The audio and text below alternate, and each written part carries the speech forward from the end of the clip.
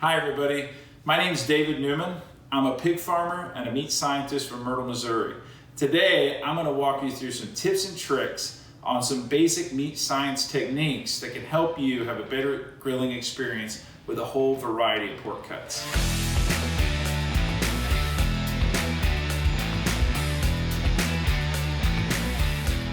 A little bit about me. I grew up a pig farmer my whole life with my family. That's what I do today with my young family in southern Missouri, is raise pigs from farrow to finish.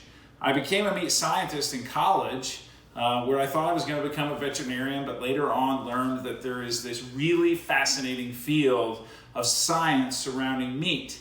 What a meat scientist does, we study all things involving the muscle and the function of muscle throughout the life of an animal until ultimately we turn it into an edible product. I know that everyone watching this video loves pork, so you probably know how diverse pork is on the grill. What I want to show you is some really neat information that you can use right now today in your home to improve your eating experience and compete with anybody in your neighborhood or a competition barbecue to show them your cooking skills using pork. So here we go.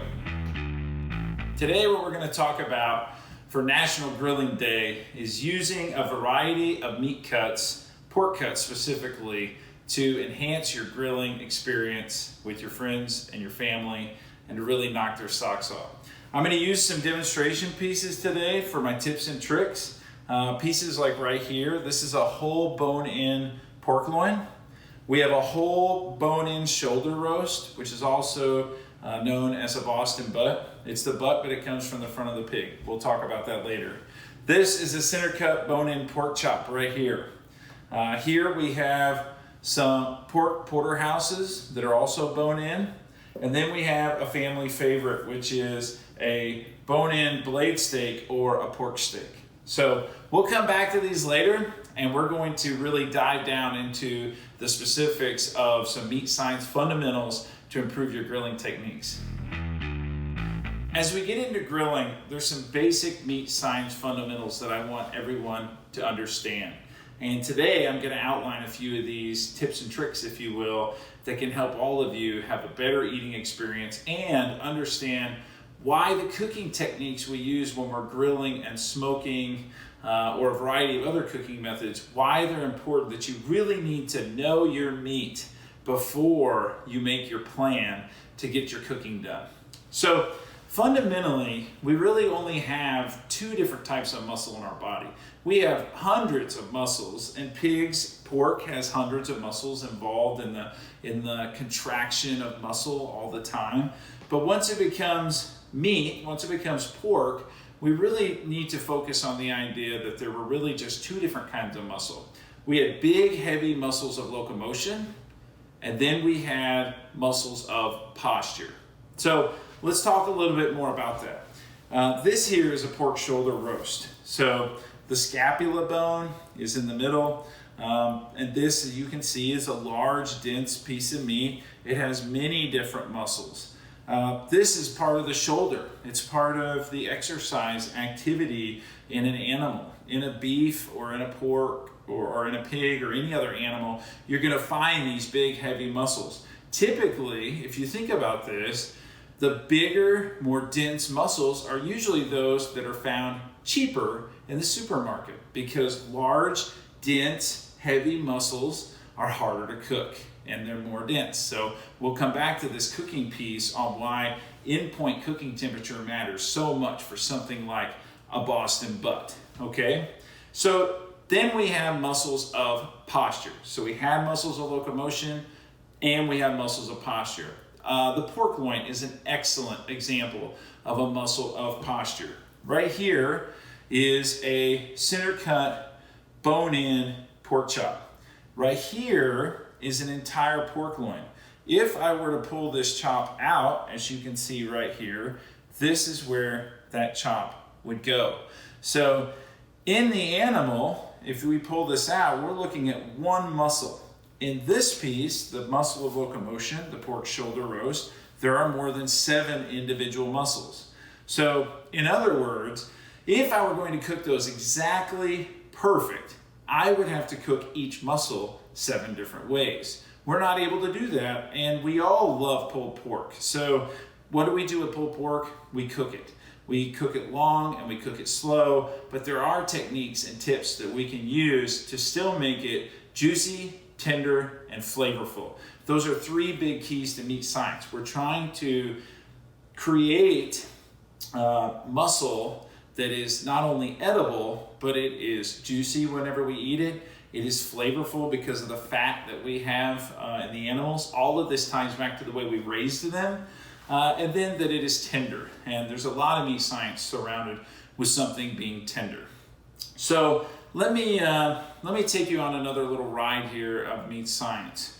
If we think about muscle, I'm going to use my hands, my fingers here to give you an example. So we have individual muscle fibers that are made up of all of the different meat that we have here in front of me. And so here I have, my hand together. These are the individual muscle fibers. And whenever we have an animal that's alive, right, muscle only does 2 things. It contracts and it relaxes. Those muscles are really tightly bound together. And so we have this contraction process going on. After we harvest an animal and it becomes meat that's available to all of us in restaurants and grocery stores and elsewhere, what we need to do is we actually are looking for a process where those muscle fibers start to come apart. Now, we don't want them to come all the way apart, because if we're to pull them out like this, in between all of these individual muscle fibers, that's where water binds up.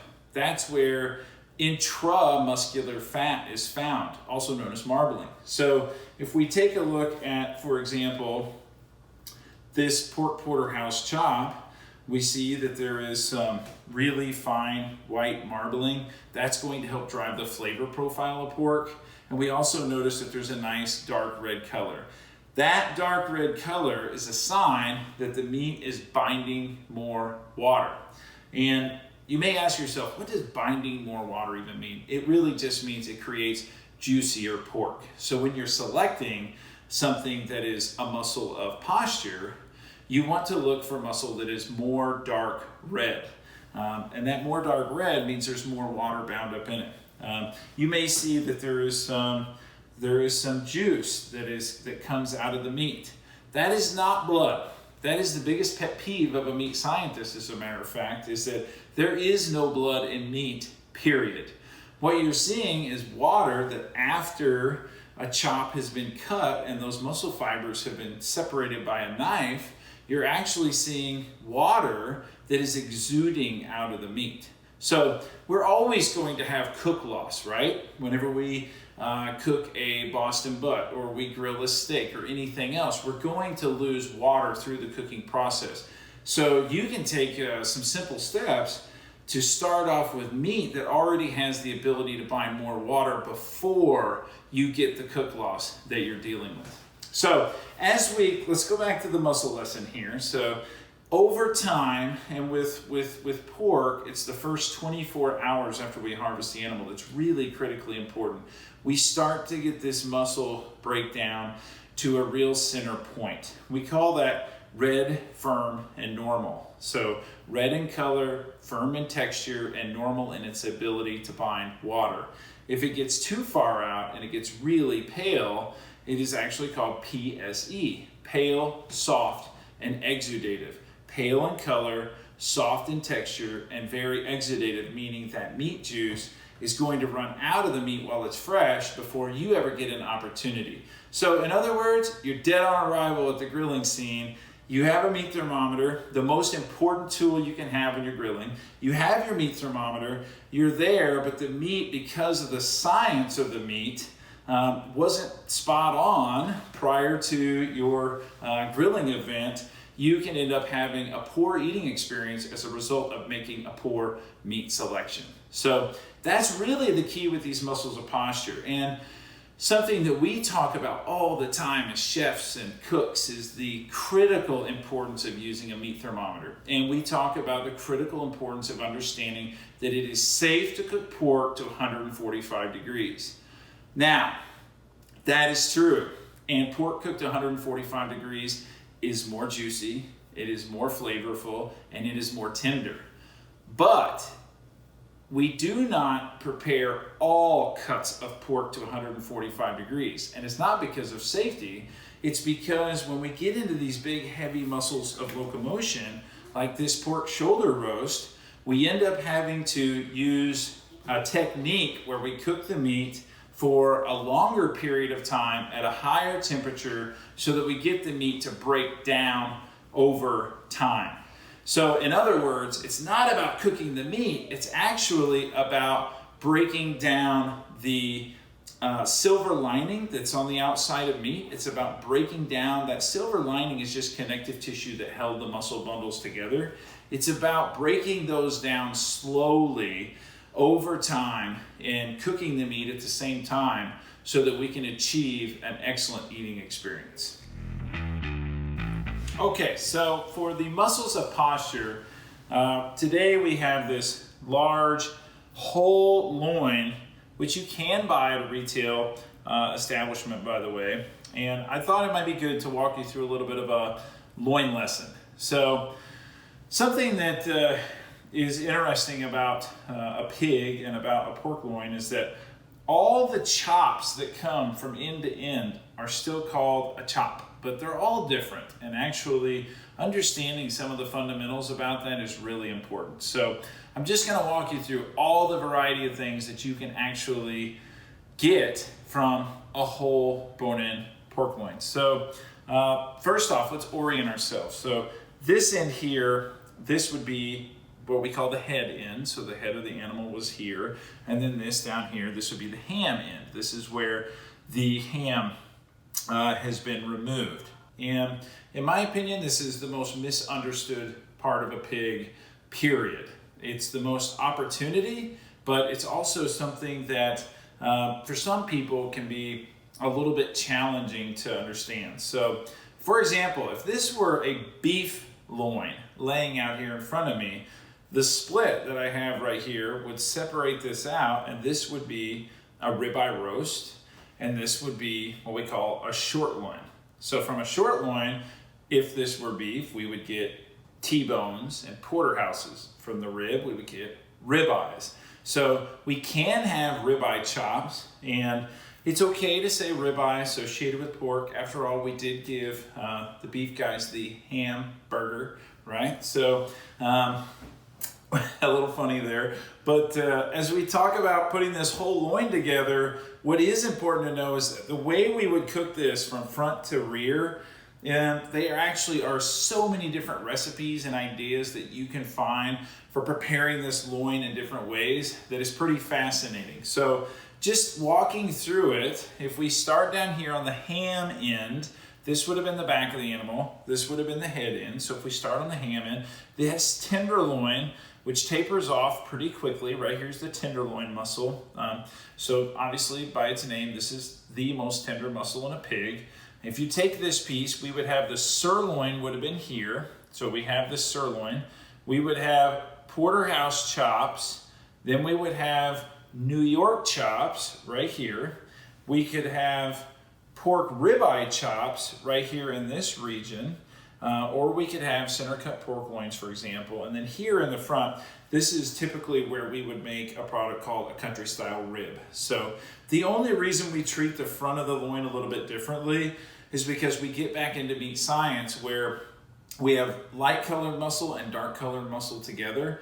And some people, from a visual standpoint, they find that unappealing. So we actually will take and make some different products with that and do that. So if I were to also pull the loin out of this, so I could set it up like this and show you the loin muscles right here on this particular cut, all along this back. If I were to roll this loin out, I would be left with this right here. These are ribs. This is where we get baby back ribs. So right here are baby back ribs that we could separate them out. So another thing, probably the biggest question a meat scientist gets calls on is, did my butcher take advantage of me? I brought my pig into the shop and I had it processed, and I asked him for bone-in chops, and he didn't give me any baby back ribs. And I say, well, that's because it was impossible. You either get boneless loin chops and baby back ribs, or you get bone-in pork chops and no baby back ribs. So you have to take a little bit of a give and take there. Now for me, bone-in chops all day, every day, because we still have the spare ribs that are underneath the pork belly that are the next piece coming off of these bones that were located on the pig. So you can have your cake and eat it too, because you get your spare ribs and you get your bone-in chops. The reason I say bone-in chops for me is that you can see these chops are about 1 inch thick. This came literally right out of the center of the loin. And by leaving the bone in there adds a flavor component. It adds a little bit of fun on the plate, and it kind of keeps it from a little bit structure, from a structure standpoint. It keeps it thicker on the grill.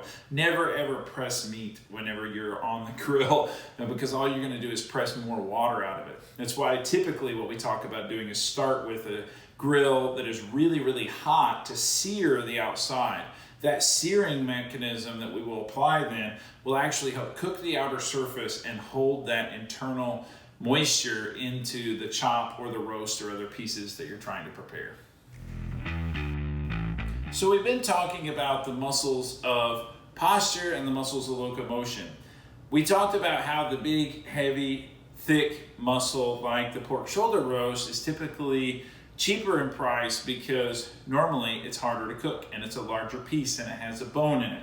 Whereas something like a center cut pork chop, as I mentioned earlier, is positioned right here in the center of the loin and it's a chop. These are more tender and more easy to cook, and so they cost more money.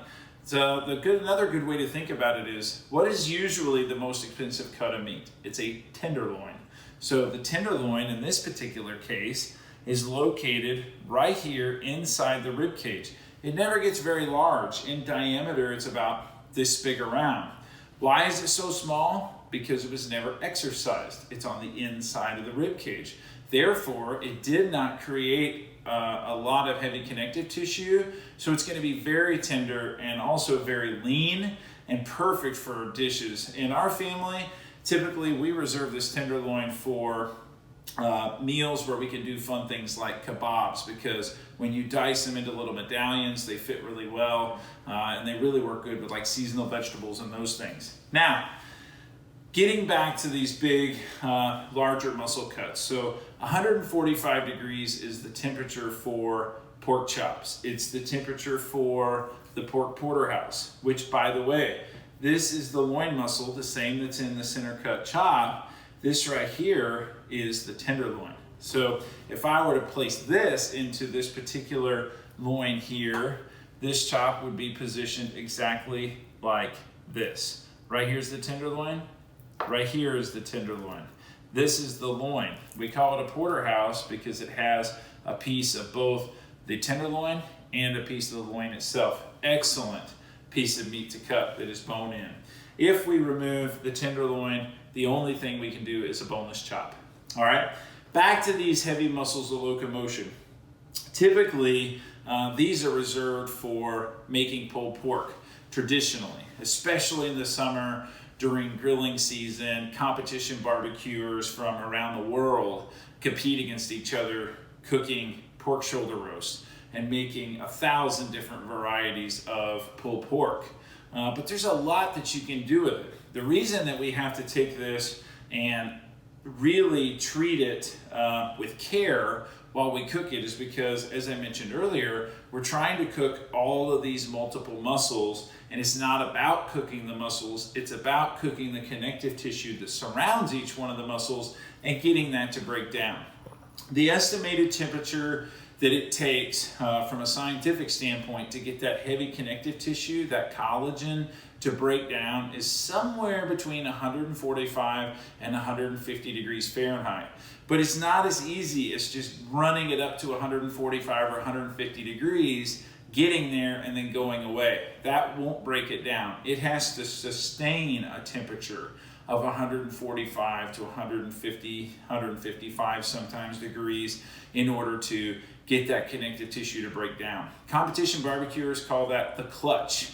the time period where they actually remove it from direct heat and wrap the shoulder roast, or some people wrap briskets the same way, and they let it sit there in its own heat, in its own juice, and they let that connective tissue start to break down. That's why a lot of competition barbecuers and at-home grillers like yourselves use foil. They wrap their butts.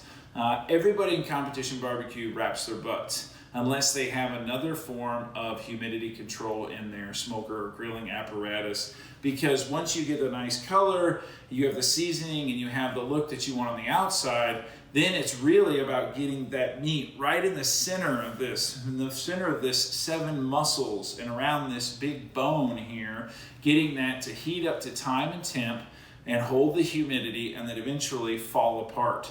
So it can be overcooked, and if it's overcooked, what happens? It is dry. So another little thing about color. I mentioned earlier that darker colored pork is a sign of a higher water holding capacity. From a scientific standpoint, it's the pH of muscle is what we're really looking at. As pH starts to fall, meat loses its ability to bind water. If we maintain pH at a higher rate, we're able to bind the water with the muscle fibers and continue to have a juicy product. So you might look at something like a Boston butt or a pork roast, or here where you're looking at a really nice pork steak, and you say, well, that's really dark red. Well, this is dark red for a different reason. This is dark red because this was a heavy muscle of locomotion. Think dark meat, white meat. So where does the dark meat come from? The leg, the wing, those muscles that had more locomotion. Pigs and cows are the same way. In here, there are different muscle fiber types throughout your body. There are different muscle fiber types throughout pork. And these muscles is something we call, they were more glycolytic. But for an at-home chef or an at-home cook, you just need to know that these are always going to be dark red. It's why, as another example, the tenderloin, right, and the loin are 2 different colors. That's because of the science of meat. It has nothing to do with food safety. It has nothing to do with anything else. There's nothing we can control about that, which is why oftentimes we remove some of the different muscles, because some people can find that visually unappealing if they see 2 different colors. But there's nothing about the way it was prepared or harvested or processed that makes the muscles different colors. It's just the science of meat. So where does this pork steak come from? The pork steak comes from, instead of leaving this as a whole bone-in roast and turning it into pulled pork, a pork steak is an awesome eating experience. So this is a family favorite. It's my wife's favorite for sure. And it's something that we cook a little bit differently than we would prepare a center cut pork chop because of meat science. So I mentioned heavy muscle of locomotion, dark colored meat, different muscles all throughout this steak. These are all different muscles. The temperature when we start cooking a pork steak is we actually want to get that temperature up to around 160 degrees Fahrenheit, and we want to hold it there. And it's okay to baste it. Yes, as pork gets over 145 degrees, is it going to have an impact on your eating experience? Yes, it can, because the more you cook any meat, the more moisture you're going to lose. So it's very common to baste this meat. It's even okay to put barbecue sauce on a pork steak, and I don't say that very often, so it's okay to sauce it. We use like our favorite sauce mixed with melted butter, and we'll baste it throughout the process a few times, and we'll especially add sauce towards the end. But we want to get it up to around 160, 165 degrees Fahrenheit, and then allow that to sit for a few minutes before we pull it off the grill and let it rest. It's also okay to wrap a pork steak or put a pork steak into the microwave. Don't cook it in a microwave ever, right? But put it in a microwave to let it rest and let that connective tissue break down and have a really, really enjoyable eating experience. I hope that today's mini meat science lesson was great for all of you. And I hope that you take it away now, going home and telling your friends and family that you are a quasi-meat scientist. So remember the fundamentals: muscles of posture, muscles of locomotion, using a meat thermometer. All cuts are different, and always, always, always use a meat thermometer. So hope you and your family and your friends enjoy your grilling events. I hope you have a wonderful summer. From the pig farm in Myrtle, Missouri, this is the overeducated butcher, David Newman, signing out.